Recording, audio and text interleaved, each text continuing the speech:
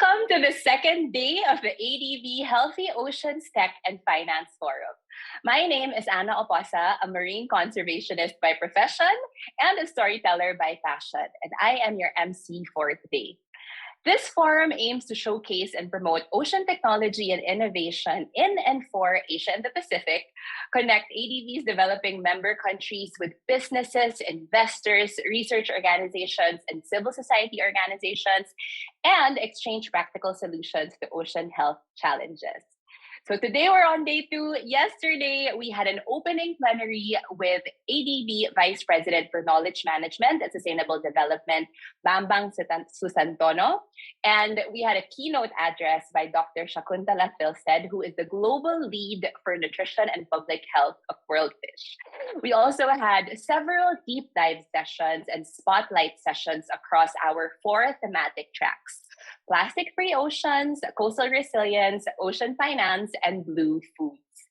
In case you missed some of the sessions that you really wanted to attend, the videos are already available in the virtual platform.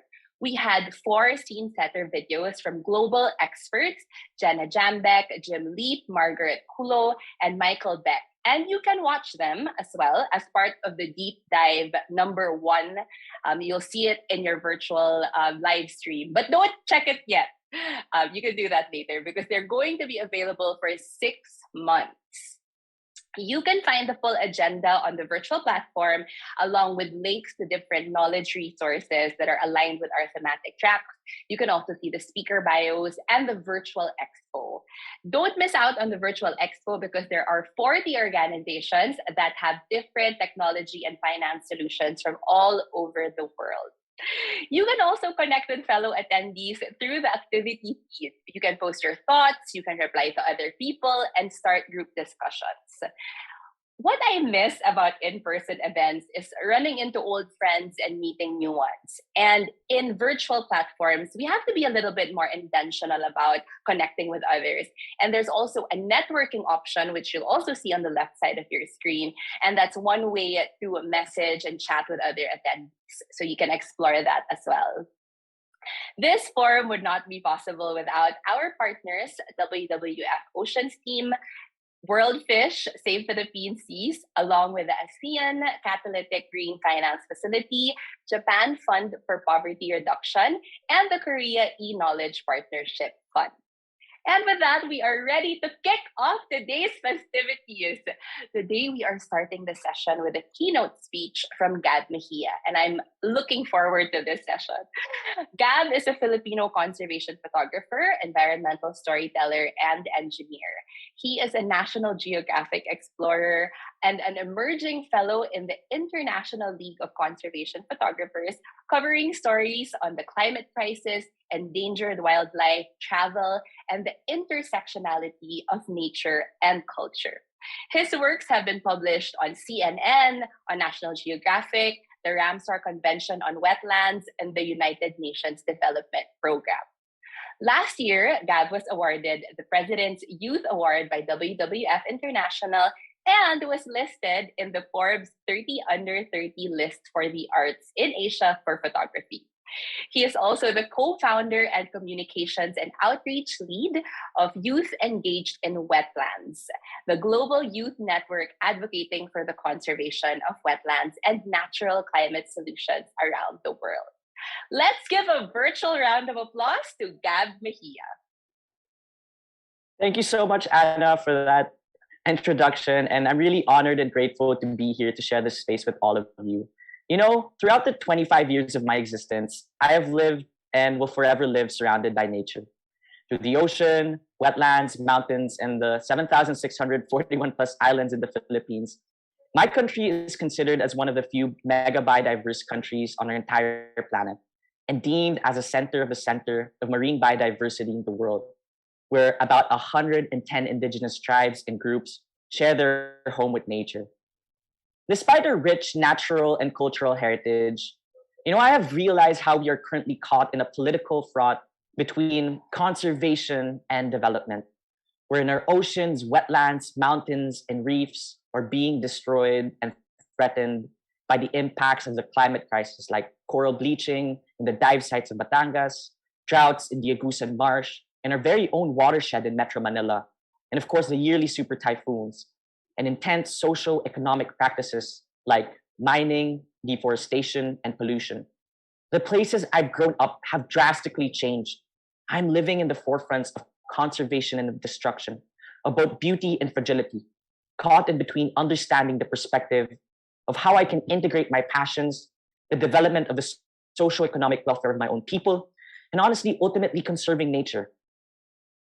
I honestly felt hopeless, helpless upon these difficult and complex truths and scenes that I was living in. But if there was one thing that was certain, it was that I needed to do something, or at least try. Growing up, I've always believed that no matter how young or old one is, one can always make a long lasting difference, an impact in the environment we all share and live in.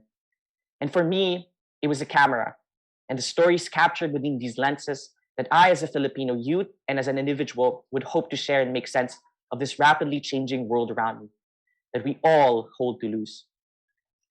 Conservation photography and visual storytelling brought me to real life stories, for example, of this largest wetlands in the Agusan marshlands, where migratory birds coming from the corners of Russia and Japan would share their home with the Manobo indigenous community.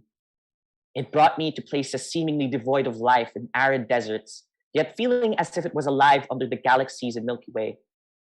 It gave me the opportunity to look up into the sky, gazing upon majestic raptors and face to face with creatures like this critically endangered Philippine eagle, the symbol of pride of our country, to even tiny little creatures like this Philippine tarsier that look like aliens from a vast distant planet, and yet somewhat resembling us all the same. And of course, deep down under our oceans, gliding across our bountiful, thriving reefs. Yet amid all the beauty that I have witnessed, I saw this working on the field for the past 2 years.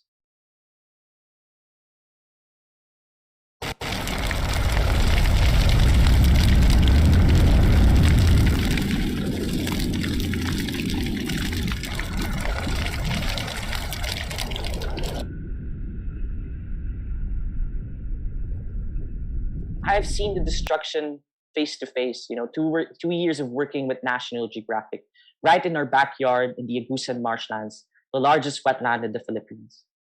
Droughts and fires induced by the impact of climate change, deforestation and illegal logging, plumes of ash and smoke rising, drying the water that gave life to the indigenous community of the Manobo tribe and the many birds that once called this wetland home, living and documenting the changing lives of the Manobo indigenous youth who used their dugout canoes, their way of life with water, where lakes once used to be now turned into dry, empty fields wrought by climate change, which honestly their community have contributed so little on. Local communities, underserved minorities, and disempowered people are all facing the brunt of the unprecedented and uncertain changes happening to their environment, their homes. But if there is anything certain amid this, it is that we have to act now. You don't need to explore all the way to remote marshes of the Agusan or camp in the deserts under the galaxies and stars. We can do this through the different passions, abilities, and potentials we have. For me, it was the power of storytelling, the power to share stories of what is happening in our own backyard, your own home, and integrating the tools and technology that is available to you that could make all the difference. This was proven to me actually during the height of the pandemic last October 2020, meeting the wildlife rangers of the critically endangered tamarau. The tamarau is an endangered endemic wild dwarf buffalo of only about 500 individuals left and be found in the entire planet in the small island province of Mindoro in the Philippines. These are the heroes, the real environmental defenders, the rangers whose livelihoods were threatened due to the financial impacts of the pandemic, where they were supposed to be dismissed because of the lack of budget amid the crisis. It was also the same time as the death of the last captive bred tamarau, Kalibasib. It was a story of the rangers and their deep bond with this wild animal, whom they have spent 20 and more years of their lives serving to protect and conserve them. This was the same story that was shared, throughout with the help of the Biodiversity Finance Initiative, with the United Nations, where all groups, youth groups, organizations, such as the Philippine Parks and Biodiversity, all among different sectors of the Philippines, securing more than about $30,000 US to provide the livelihoods of the Tamara Rangers for the next 2 or more years. But we need more investment in these communities, these environmental defenders marked only as contractual workers to make sure that their future, along with the future of this critically endangered species, would never face a day of going back to the brink of extinction. These are the stories of hope, the stories of the youth, our people, the stories of communities coexisting with nature that prove to show that we can use our voice to truly make an impact. And when there are more species like the tamara that need to be spoken for, there are more people like the youth, the rangers that need investment and support to keep our ecosystems healthy, intact, and thriving. Fishers, advocates, environmentalists. And this is why your voice is your power. Your story is your power. Each one of us in this room has a story to tell, maybe through the different advocacies, professions we share, from the wetlands, biodiversity, climate action, and of course, our oceans. We were doing a story last year that we were documenting, these baby olive ridley sea turtles and the communities and organizations like Project Perma and La Union, who have dedicated every day of their during nesting season to make sure the sea turtles are kept alive for the future generations to see, witnessing the sand, salt, and light in their eyes, heading back to the ocean where they belong, the home where they belong.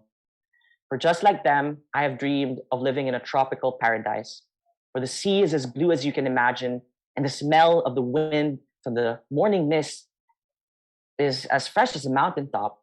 And I have pursued this dream of paradise in my country, but wistfully never achieved, not because there's a lack of such wonders and beauty in the world, but because the thought of an existence of an adverse paradise shadows this dream of mine.